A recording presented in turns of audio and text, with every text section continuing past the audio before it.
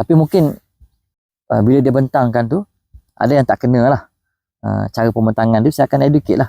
Saya suka untuk menerangkan kepada pelajar bahawa it's very important to guide the listener. Tak kisahlah listener itu siapa. Untuk guide dalam sudut, kalau dia ada slide presentation itu mesti good enough untuk guide the readers to understand what you are trying to say. Jangan bagi perkataan ayat untuk dia baca. Boleh, mungkin a few words boleh lah untuk guide dia punya understanding. But focus on the image, focus on the figures untuk kita visualizekan kepada pendengar, kita punya audience kita lah.